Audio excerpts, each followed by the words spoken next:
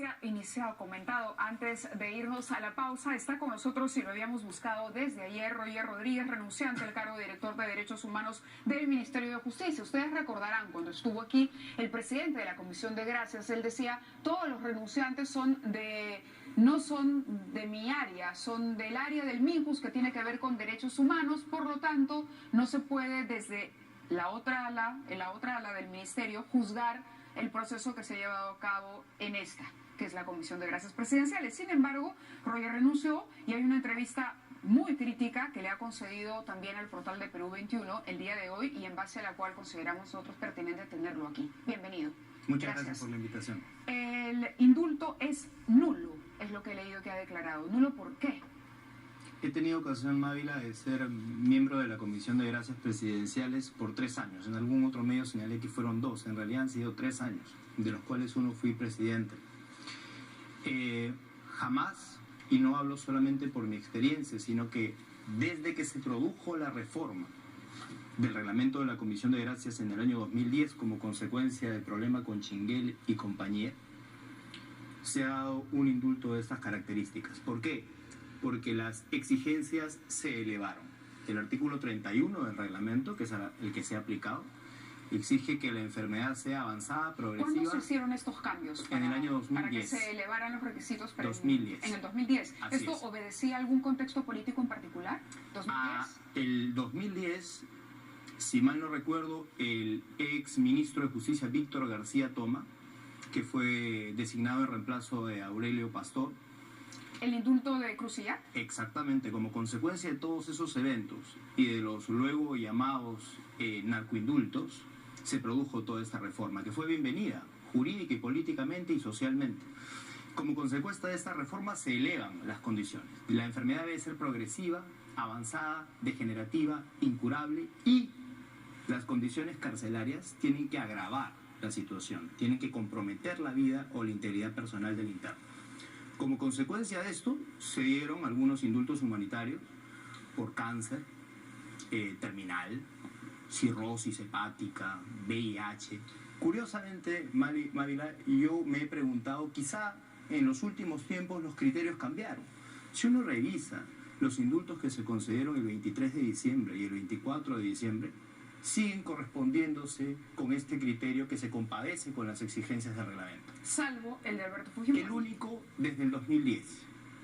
A mí me gustaría que se muestre algún caso en el que algún interno, por arritmia, por hipertensión, por hipotensión, ha sido esa una base valedera para conceder un indulto humanitario en el Perú desde la reforma.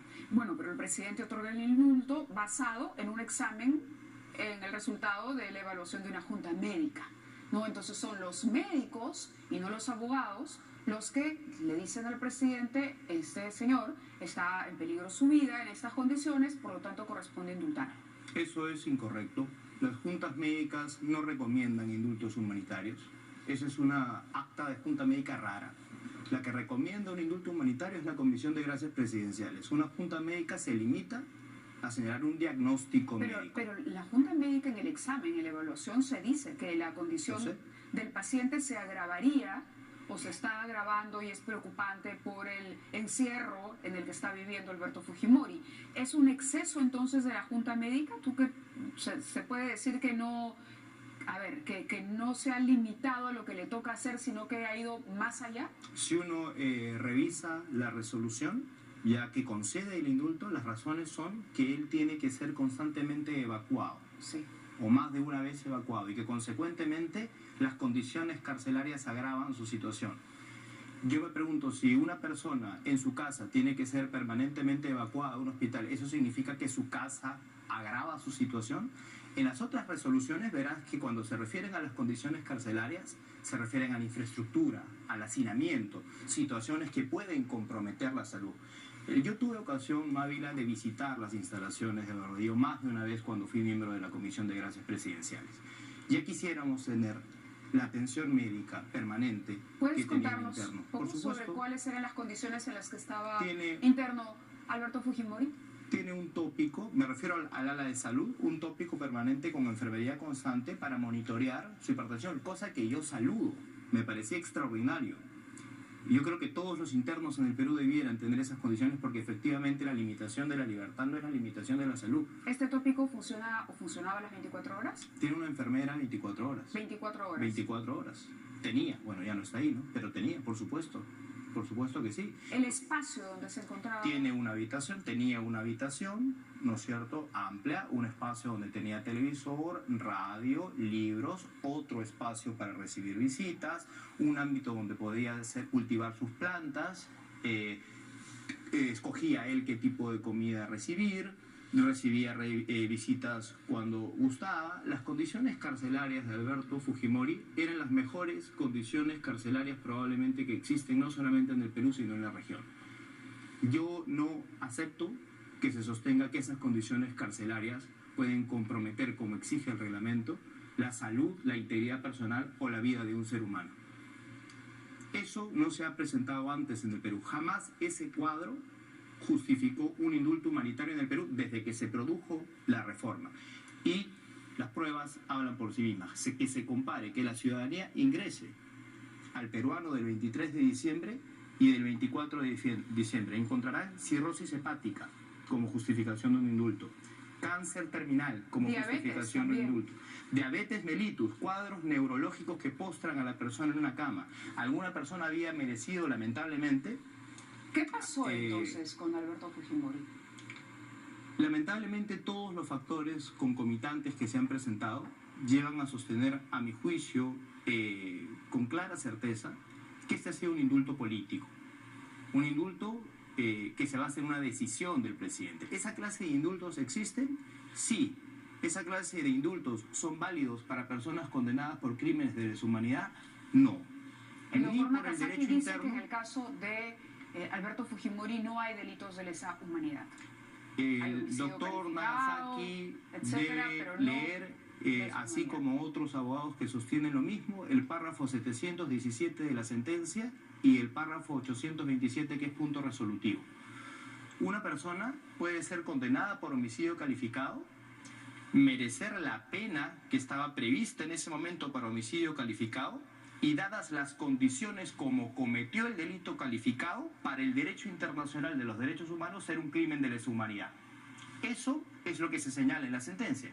Las consecuencias son para el derecho internacional de los derechos humanos. ¿Cuáles son esas consecuencias? Justamente, es imprescriptible, no hay amnistía, no hay indulto, no se puede suspender los efectos de la sentencia condenatoria.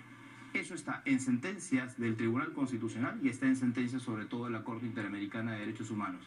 Estoy seguro que, por decirlo menos, la Corte Interamericana de Derechos Humanos va a tener interés en este caso. Un indulto político que ha tenido un disfraz para parecer un indulto legítimo, legal, que respeta el marco jurídico. Ha sido un indulto sobre la base de una decisión política antelada. Ese es mi parecer a la luz de todos estos elementos que sistemáticamente he referido. La presencia de un médico, Mávila, del médico del interno en la junta médica.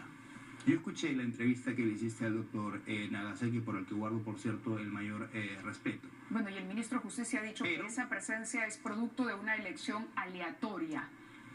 Un médico de un interno no puede formar parte de la junta médica. Puede estar presente. Entonces que se abstenga. Debe estar presente ante la junta médica para dar su punto de vista. Debe estar presente en el momento de la evaluación del interno. Pero ha existido en el Perú un caso en el que los médicos de la junta médica, o sea, los que finalmente toman la decisión acerca del diagnóstico, esos médicos del interno formen parte de la junta médica. No, ese es el único caso también. Es el único caso además que ha durado 13 días. ¿Usted tiene información sobre si hubo vicios a la hora de elegir a los médicos, si hubo esta famosa reunión que se dice el 17 de diciembre? Solo sé lo que se señala en las noticias, no sé más. ¿Internamente no han accedido a información? Yo internamente me enteré de la existencia de este procedimiento el día que renuncié, Mávila. Y yo no sabía, como director general de Derechos Humanos, no tengo por qué saberlo, es cierto, esto corresponde a la Dirección de Gracias Presidenciales, pero yo quiero que quede claro que si yo hubiese tomado noticia de la existencia de ese procedimiento de indulto humanitario ante la reiterada mención de que no existía un procedimiento en camino, yo inmediatamente hubiese dicho, acá hay una falta de transparencia. Yo asumía que efectivamente ese procedimiento no existía. Evidentemente, cuando el Ministerio de Justicia y Derechos Humanos saca su comunicado el día 21 señalando que hay un documento que no existe, la pregunta es, ¿no tenía como deber de transparencia un Ministerio de Derechos Humanos de señalar que más allá de si un documentito o no está dentro del expediente, el expediente ya está aquí? Y nosotros sabemos que ese expediente estaba en el sector desde el 18 de diciembre, ahora lo sabemos. Con el contexto político que se vivía, no era un deber jurídico y ético, sobre todo, señalar efectivamente que ese procedimiento existía. La primera ministra, que también por supuesto respeto, tuvo un lapsus el día en que comunicaba que los indultos no se negociaban. Cuando dijo hizo referencia primera a MINSA, que no estaba en el MINSA, y luego dijo, perdón, me refiero al Ministerio de Justicia. Hoy lamentablemente me parece a mí que quizá fue un lapsus sobre la base de un conocimiento que sí se tenía y que no se quiso revelar. Y que incluso los médicos fueron escogidos a dedo y a propósito. Yo no quiero especular sobre eso, me limito a señalar sobre lo que sí conozco y sobre lo que en base a mi experiencia puedo muy modestamente referir que ha sido un caso extraordinariamente inédito y que sobre la base de lo que se señala califica claramente como un indulto político y consecuentemente jurídicamente inválido, dado el tipo de delitos por los que había sido condenado el ex interno Fujimori. ¿El tema del tiempo también es cuestionable? El tema del tiempo es de la inédito, celeridad. Absolutamente extraordinario. Nuevamente, revísese el resto de procedimientos de indulto, ya no digo del pasado, que salieron esos mismos días, mínimo 100 días, que es lamentablemente lo que demoraba un procedimiento de esas características. Desde que ingresa el pedido. Por supuesto, 100 días. desde que ingresa el pedido. Demoran alrededor de 3, 4, 5, 6 meses. Son procedimientos que la comisión se tiene que tomar muy en serio, dados además la experiencia que nosotros hemos tenido sobre estos asuntos. Y en este caso el el rigor que se exigía era mayor. Dado el rigor que se exigía, si la comisión ha tenido recién el expediente a la luz consigo completo el 22 de diciembre, ¿no se justificaba mínimamente que visiten el establecimiento penitenciario? ¿No se justificaba mínimamente que la Comisión de Gracias tiene esa atribución? La Comisión de Gracias tiene la atribución de entrevistar al interno. Dado lo delicado de ese asunto, no se por supuesto. Entonces, lo que ha ocurrido aquí es que la comisión recibe el informe, inmediatamente se lo entrega al presidente. Aquí está el presidente firme. Eso es todo lo que ha ocurrido. Y es lo que usualmente se hace. Eso no sucede. La comisión tiene que hacer una visita constatatoria. No tiene, pero obviamente en los asuntos delicados tiene la atribución de hacerlo. La pregunta es, en este caso, que había un cuadro médico inédito para la justificación de un indulto humanitario, imaginémonos que no quiero declararlo improcedente, por lo menos no se justificaba acercarme para estar seguro de que esas condiciones que se alegan que tiene el centro penitenciario la tenga efectivamente. Para eso se hace una visita, ¿no es cierto?, in situ. No se justificaba entrevistar al interno. No se justificaba entrevistar al interno cuando yo tuve ocasión de compartir con otros miembros, con Óscar Aizanoa, Laura Vargas y Víctor Arroyo, que fueron despojados de su condición de miembros de la Comisión de Gracias Presidenciales hace cuestión de 3 meses, ¿no? Personas absolutamente independientes. Uno suma los elementos y todo apunta solamente a un mismo, a que se hizo un acomodo hipótesis administrativo para despejar el camino y proceder al indulto. Yo siempre razoné en su momento, Mávila, de buena fe. Ahora lamentablemente tengo esa muy razonable sospecha. Sensación, por lo menos. Así es. Gracias, te agradecemos mucho, Roger, que hayas estado con nosotros. Y bueno, seguiremos dando cuenta de mayores detalles. Está la posesión, uno de los funcionarios que renunció, en este caso el director de Derechos Humanos del Ministerio de Justicia. Con ustedes será hasta mañana a las 9. Que tengan muy buenas noches.